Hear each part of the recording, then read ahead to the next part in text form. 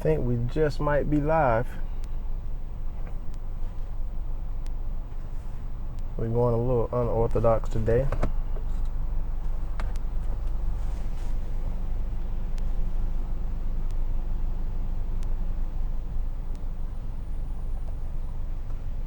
Hopefully, everybody jumps in. The chat can hear me okay.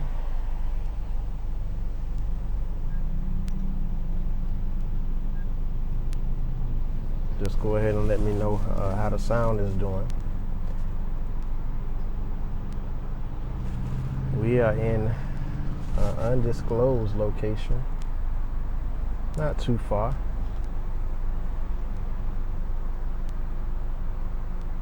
But that's neither here nor there. We have a work to do. So we're going to do it regardless of where we find ourselves. All right, Cora says sounds good, so I'm ready to go.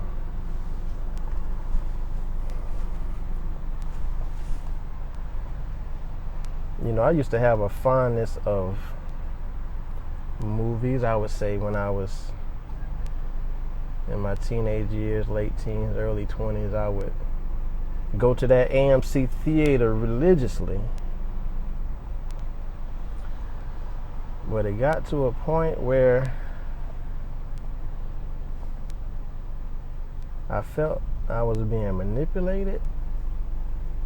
I felt like there was a program that they were trying to get those that sat and watched those particular movies to get them to do or act out or what have you.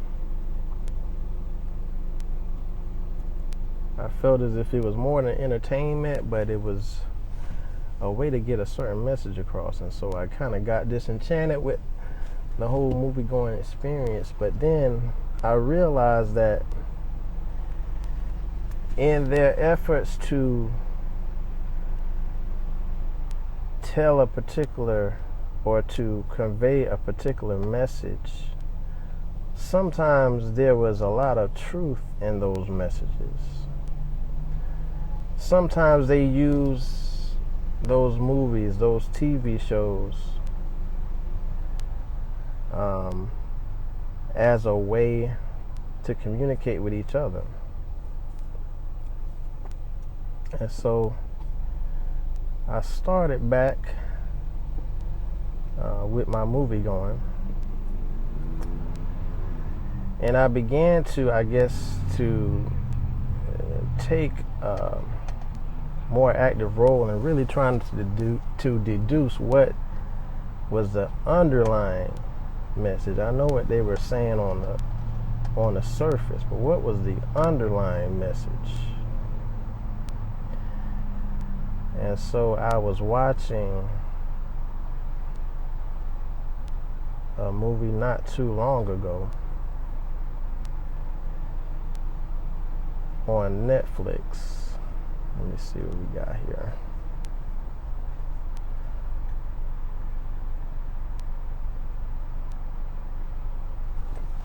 Let's see. All right. So this particular movie was called, I'm not going to tell you what it was called just yet. You might even have an idea what it was called. Marlon Wayans. He's one of the comedians in today's world that I enjoy. His even back in the 90s when he did the show with his brother, Wayans Brothers, and the show that he has on Netflix now called Marlon, where he's the father of a household where the parents had divorced and they were still friends trying to co-parent.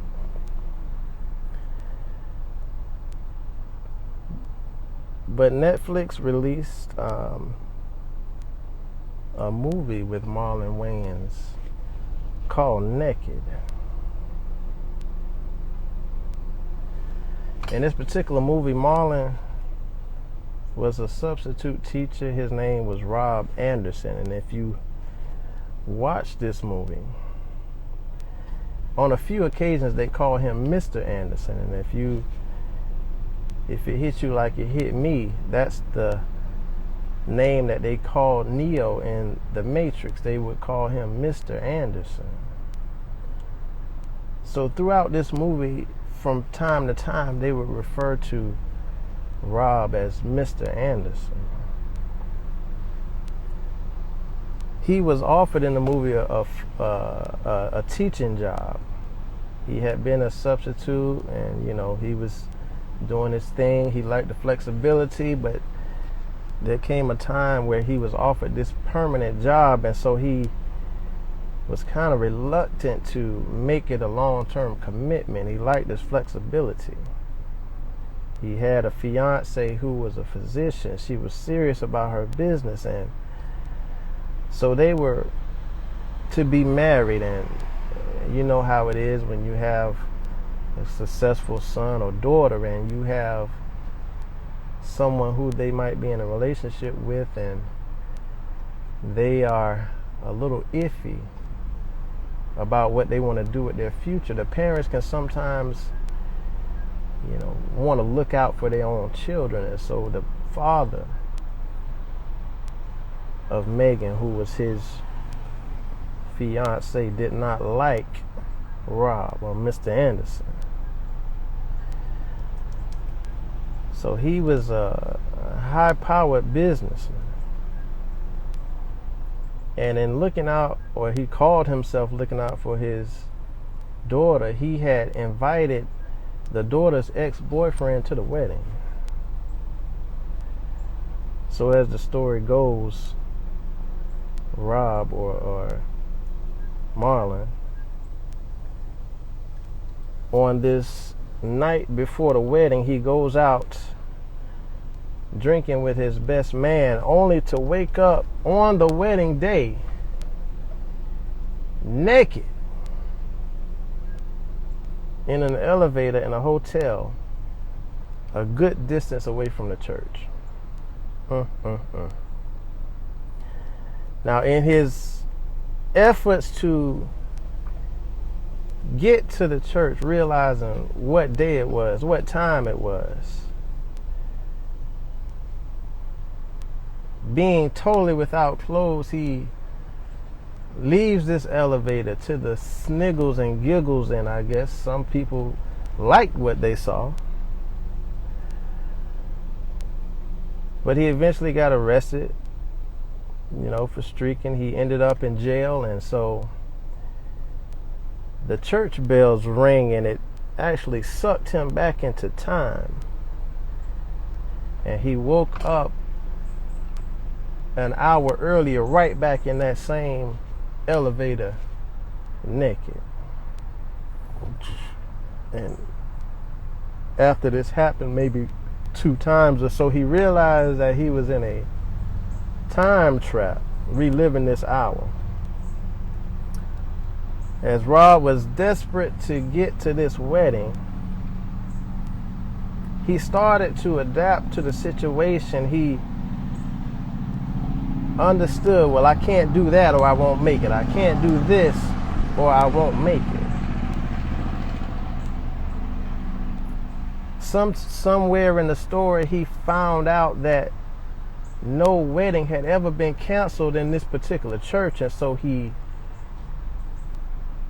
got a little confidence in that, knowing that if I mess up, if I don't make it, then maybe I'll get sucked back into this time loop and be able to relive it and get it done.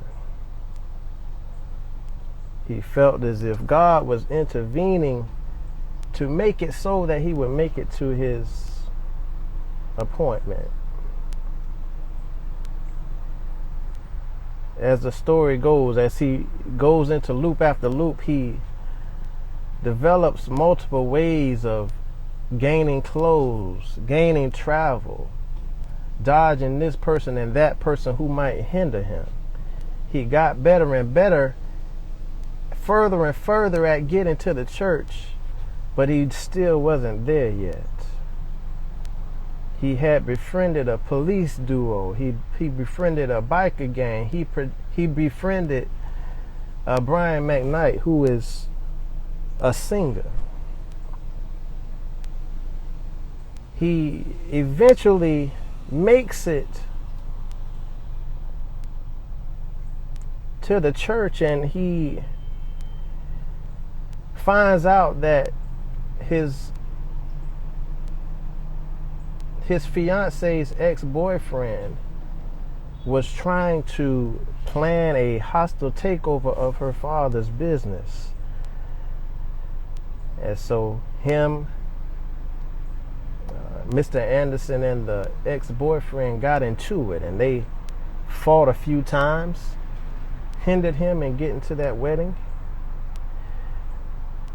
But he eventually discovers that it was Vicky that abducted him. Now, Vicky was the friend of the bride who had been jealous because she was not the one that was invited to the wedding, or she was not the one who was the bride at the wedding. And so she devised the plan, I'm going to mess this up. Vicky was the one who put him in the elevator, hired a prostitute to seduce him. However, Mr. Anderson did not cheat. And the prostitute actually only helped him with creating his vows. And in the final loop, he enlisted his friends, the cops. He enlisted the biker gang. He enlisted Callie, the prostitute, to bring his suit, and it all seemed to be coming together. He was able to expose Cody and Vicky. He earned the father's approval and finally marries Megan. He tells her that he has accepted the teaching job. I don't think you hear me just yet. He accepted the teaching job. And he wants to have a stable and grounded life with her. Now, Naked received generally negative reviews from critics when it was released. They criticized the concept, they criticized the humor. Some of them were saying it's Groundhog Day, but he's naked. Why? So here is where I want to bring it to a relevance for us. We're going to first look in Matthew, and before I start, if somebody could share this in the Telegram group, I would appreciate it. Just hit share, copy, and drop it into the group. I'm definitely going to need a scribe. So we pick up a story in Matthew chapter 22 and verse 1. It says, "And Jesus answered and spake unto them again by parables, and said, The kingdom of heaven is like unto a certain king,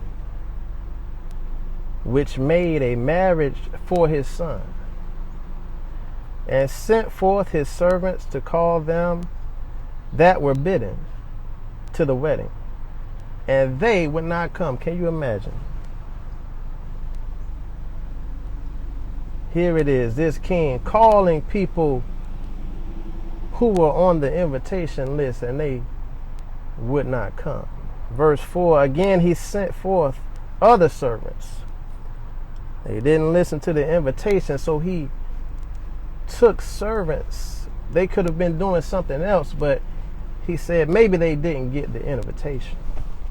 So I want you to go personally and invite them. So he took these servants. Verse 4, saying, Tell them which are bidden, behold, I have prepared my dinner. My oxen and my fatlings are killed, and all things are ready. Come unto the marriage. But they made light of it, and with their ways, one to his farm, another to his merchandise. And the remnant, those who were left, took his servants and entreated them spitefully and slew them.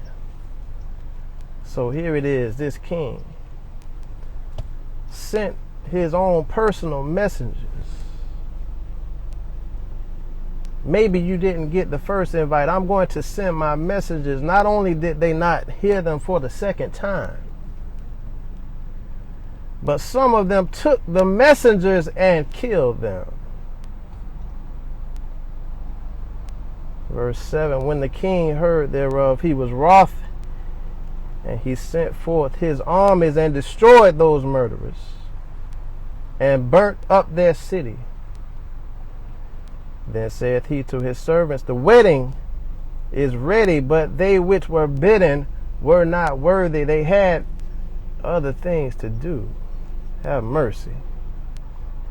They could not be bothered with the invitation. They were so about their own business. They were so about their own life.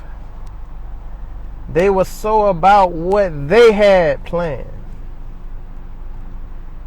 that they did not have time for the king.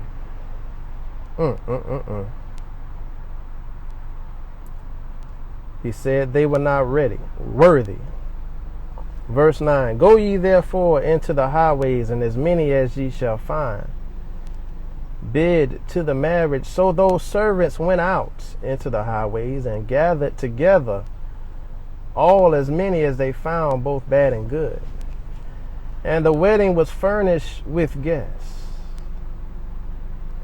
And when the king came in to see the guests, he saw that there a man which had not on a wedding garment. So he was invited, told the masses, come on in. Those who were invited initially were deemed unworthy, so I'm extending an invitation to everyone. Still, here is one who came in without the wedding garment, or he was naked. Verse 12, and he, the king, said unto him, friend, how camest thou in hither not having a wedding garment? And he was speechless. Then said the king to the servants, bind him hand and foot, and take him away, and cast him into outer darkness. There shall be weeping and gnashing of teeth, for many are called, but few are chosen.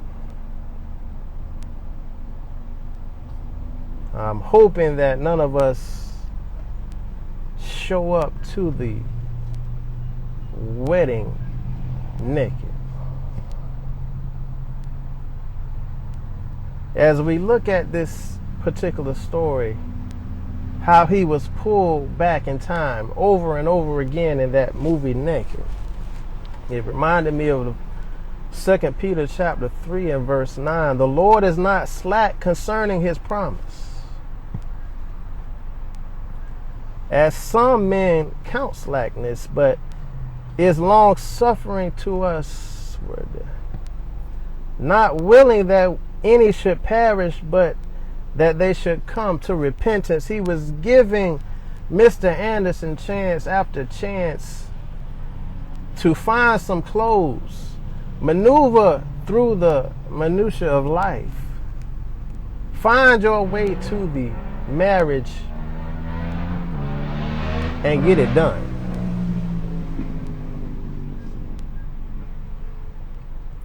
We can see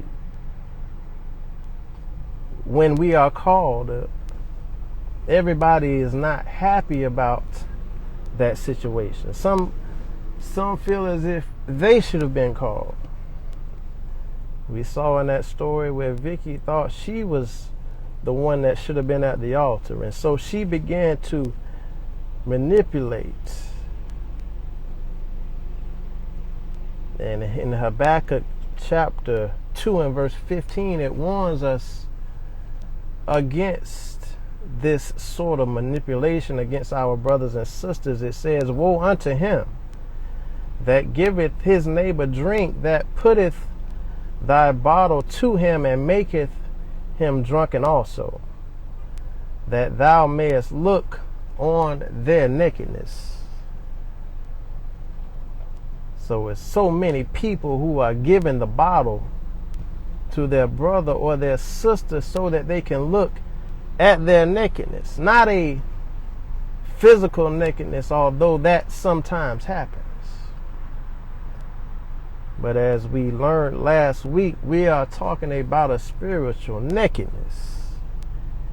There are those who understand that the laws of righteousness clothe us. They act as a protection for us, and so instead of us being protected, they would rather see us naked. Watch out for them, and certainly don't be one of them.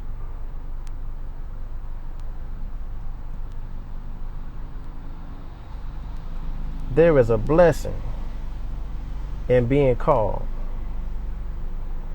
We saw in the story, the early parts of the story, where he was reluctant to make that commitment. He was satisfied with, being half in and half out. He did not want to take the permanent teaching job. But Revelation 19 and 9 says, "Blessed are they which are called unto the marriage supper of the Lamb. And he said unto me, These are the true sayings of God." So again, if you hear that voice, if you have been called, but you are reluctant to put both feet in, I encourage you to take the full-time teaching job. There is another story, and I'm coming to my conclusion about this marriage. Matthew 5 and 20, or 25 and verse 1. "Then shall the kingdom of heaven be likened unto 10 virgins, which took their lamps, and went forth to meet the bridegroom. And 5 of them were wise, and 5 of them were foolish. They that were foolish took their lamps, and took no oil with them. But the wise took oil in their vessels with their lamps, while the bridegroom tarried."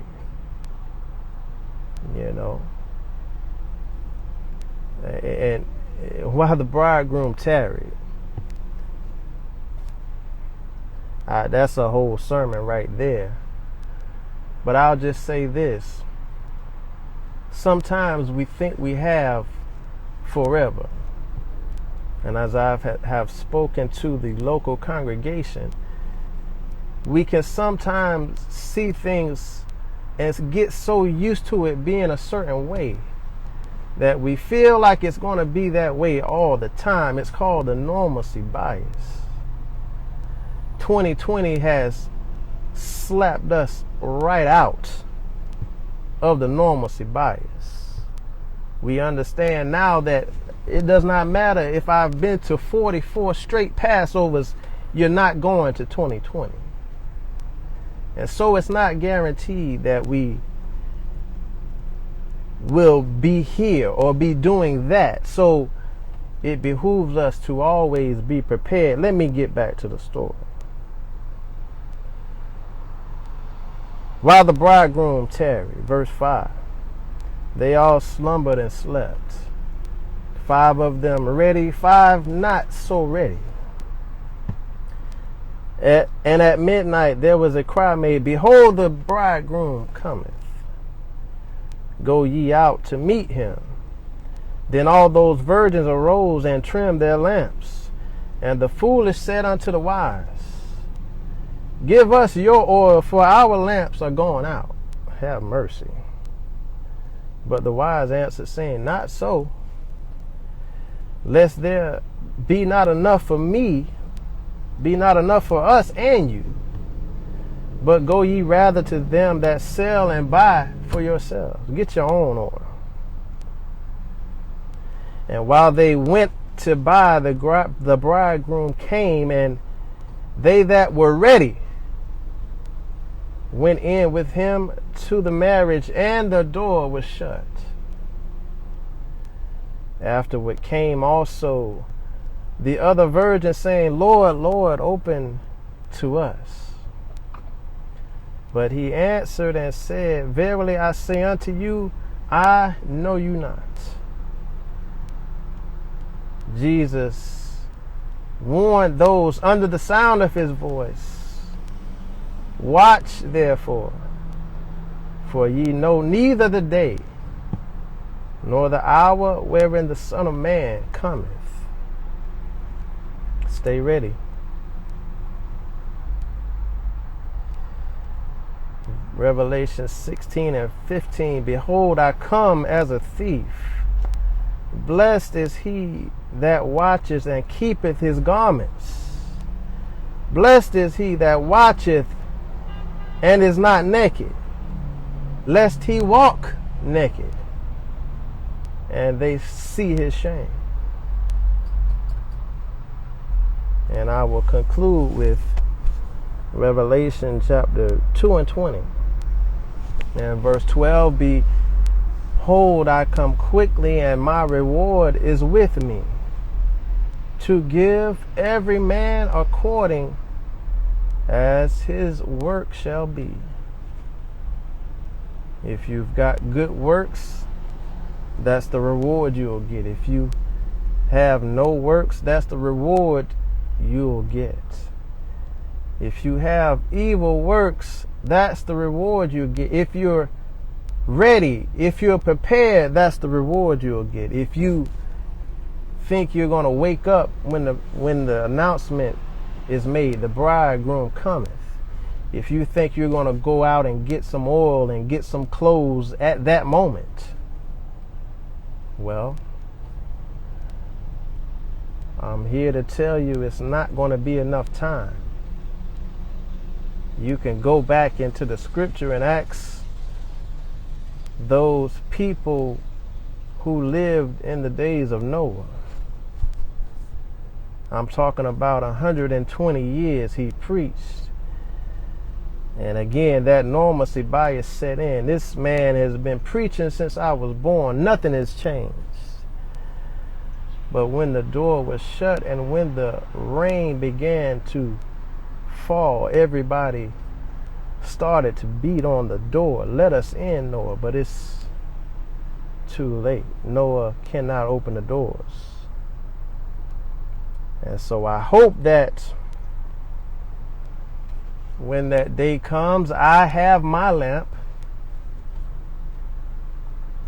And I pray that I have my oil, and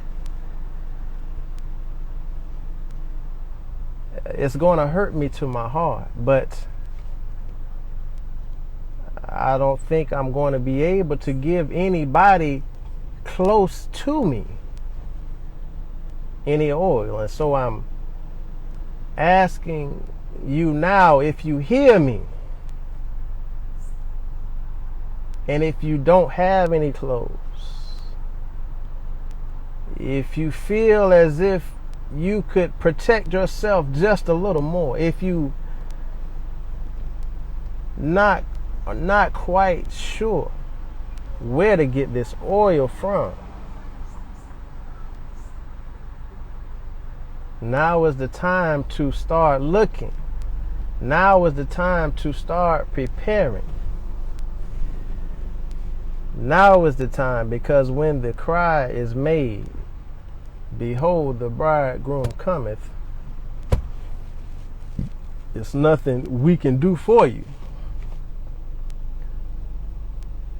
So if you are seeking, if you are looking, if God is speaking to you and you feel as if you want to turn your life around, or if you want to shore yourself up, make some improvements, because we all can stand some improving. I invite you to 3401 Stewart Street, Jacksonville, Florida.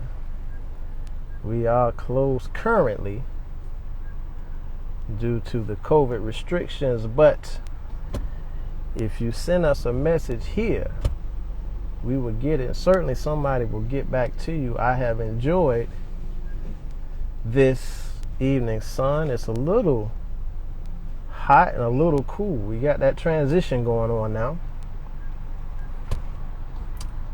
I had to come on a little bit early because 6:05 is probably going to be a little dark. So for the winter months, we'll be coming on a little earlier.